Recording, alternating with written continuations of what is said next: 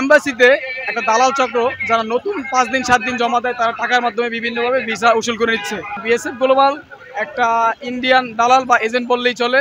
তারা আমাদের যত প্রবাসী আছে তারা একদম ধ্বংস করে দিচ্ছে।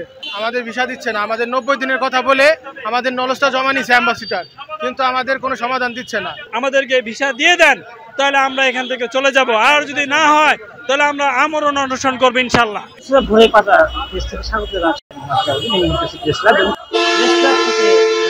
আন্দোলনকারী যারা আছেন অর্থাৎ 23-24 সালের যারা ভিসা প্রত্যাশী ছিল ইতালি, এবং তাতে 23-24 সালের যে ভিসা প্রতিষ্ঠা বন্ধ হয়ে গিয়েছিল যে কোনো কারণেই হোক, এবং তারা সেটি সচল করার জন্য ডক্টর মোহাম্মদ ইউনূসের কাছে অর্থাৎ বর্তমান প্রধান উপদেষ্টা এবং তার কাছে তারা আবেদন জানাচ্ছে। এবং আমরা দেখেছি যে এখানে যারা রয়েছে এবং তাদের দাবির জন্য বিশেষ করে ইতালি প্রত্যাশী যারা ছিল এবং ভুক্তভোগী এরা যারা বলতেছেন, এবং তারা সকলেই তাদের দাবি চেষ্টা করতেছে তুলে ধরার জন্য। এবং একটু জানবো যে আপনাদের আন্দোলনটা কেন একটু বলবেন। আমাদের আজকে আন্দোলন না, এটাকে সম্পূর্ণ বলতে গেলে ভাষায় শান্তিপূর্ণ মানববন্ধন।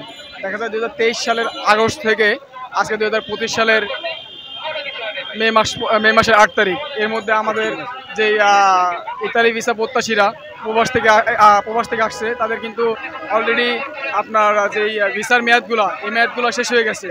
বিগত 9 তারিখে যে মানববন্ধন করা হয়েছিল তখন আমাদের প্রশাসন থেকে সেনাবাহিনী ভাইরা আমাদেরকে আশ্বস্ত করেছিল যে আমাদের সমাধান 3 মাসের মধ্যে করা হবে, কিন্তু সেই আশ্বস্ত করার পরবর্তীতেও আজকে প্রায় 8 মাস এখন পর্যন্ত আমরা কোনো সমাধান পাচ্ছি না। দেখা যাচ্ছে আমরা 2023 সাল থেকে এই পর্যন্ত যতগুলো ব্যাকলগ পাসপোর্টগুলো আছে এগুলোর এখনও কোনো সমাধান হচ্ছে না। এম্বাসিতে একটা দালাল চক্র যারা নতুন 5 দিন 7 দিন জমা দেয় তারা টাকার মাধ্যমে বিভিন্নভাবে ভিসা উসুল করে নিচ্ছে। আর বিএসএফ গ্লোবাল একটা ইন্ডিয়ান দালাল বা এজেন্ট বললেই চলে। তারা আমাদের যত প্রবাসী আছে তারা একদম ধ্বংস করে দিচ্ছে। প্রত্যেকটা মানুষ 13 থেকে 14 লক্ষ টাকা একদম ঋণ। আর সবচেয়ে বড় কথা হচ্ছে আমাদের যেই মন্ত্রণালয় থেকে আমাদের বড় যারা স্যার আছে তারা বলতেছে যে আমরা নাকি 13 লক্ষ 14 লক্ষ টাকা দিয়ে দালালের মাধ্যমে ইউরোপে যাচ্ছি। ভাই, আমরা তো 13 থেকে 14 লক্ষ টাকা দিয়ে দালালের মাধ্যমে না, আমরা তো একদম বৈধভাবে যাচ্ছি। আমরা তো লিবিয়া দিয়ে যাচ্ছি না। তো আপনি দেখেন, যদি নবীর দেশে যদি হজ করতে চান আপনাকে কিন্তু টাকা ছাড়া নেবে না, আপনার বিমান ভাড়া আছে, আপনারা আর ভিসার একটা কোস্ট আছে। তো এইটা কি ধরনের কথা? আমাদের উপরি পর্যায়ে যারা যে স্যারেরা আছে আমরা কি তাদের থেকে এই কথা আশা করতে পারি? কখনোই কিন্তু না, আমরা এই কথা আশা করতে পারি না। আর আমরা প্রবাসী, আমরা রেমিটেন্স যোদ্ধা, আমরা দেশে রেমিটেন্স পাঠাতে চাই এবং দেশের হয়ে ভূমিকা রাখতে চাই।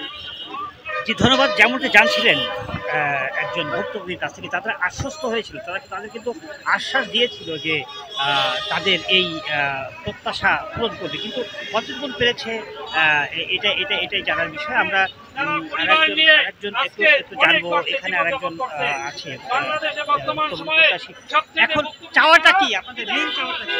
আসলে আমরা বিগত 2 বছর যাবৎ ইতালির ভিসার জন্য ভুক্তভোগী, আমাদের ভিসা দিচ্ছে না, আমাদের 90 দিনের কথা বলে আমাদের নলসটা জমা নিচ্ছে অ্যাম্বাসিডার, কিন্তু আমাদের কোনো সমাধান দিচ্ছে না।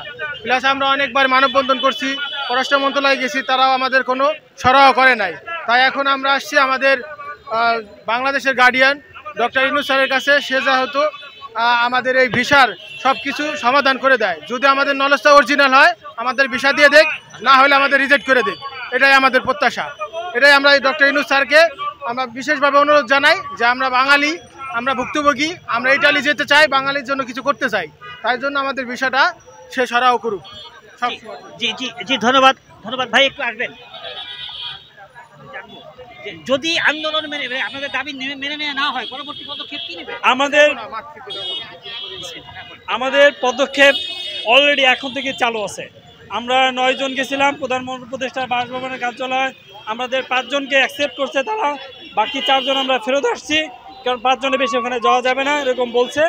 তো আমাদের সিদ্ধান্ত হয়েছে, যদি প্রধান উপদেষ্টা মহোদয় তিনি যদি আমাদের এই দাবি দেওয়াকে সঠিকভাবে মূল্যায়ন করে আমাদেরকে ভিসা দিয়ে দেন, তাহলে আমরা এখান থেকে চলে যাব, আর যদি না হয় তাহলে আমরা আমরণ অনশন করবো ইনশাল্লাহ। ঠিক আছে, কারণ আমরা পরিজন নিয়ে আমরা সংখ্যায় 60,000 ভুক্তভোগী এবং সবাই বেকার, তারা কোনো স্থায়ী কর্মসংস্থান নাই। তাদের স্থায়ী কর্মসংস্থানের জন্য বিদেশ থেকে আসছে, কেউ দেশে কাজ করতো, সেই কাজ ছেড়ে দিয়েছে। এখন তারা বেকার, মানে একটা মানে যাযাবরে জীবনযাপন করছে, না পরিবারের কাছে মূল্যায়ন পাচ্ছে, না সমাজের কাছে মূল্যায়ন পাচ্ছে, না রাষ্ট্রের কাছে গুরুত্বপূর্ণ কোনো কাজে তারা সহযোগিতা করতে পারছে। তারা একটা বোঝা হিসেবে আছে। তাই আমরা আকুল আবেদন করছি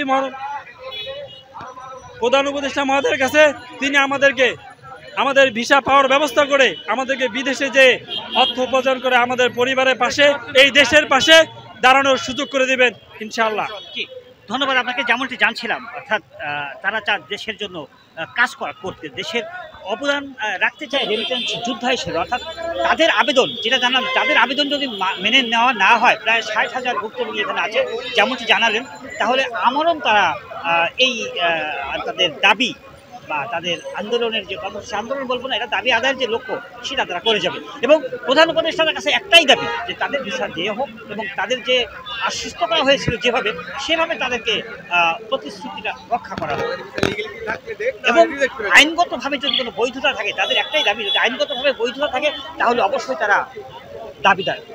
এই ছিল আমার কাছে ভোরের পাড়া থেকে সর্বশেষ প্রেস ক্লাব থেকে ইতালি ভিসা প্রত্যাশীদের জন্য আবেদনের যে অবরোধ, মানববন্ধন এটা। এবং আবারও কোনো এক সময় কোনো এক জায়গায় আমি মোহাম্মদ জিয়াউদ্দিন থাকবো আপনাদের পাশেই। সাথে থাকবেন, ভালো থাকবেন, সুন্দর থাকবেন, ভোরের পাতার পাশেই।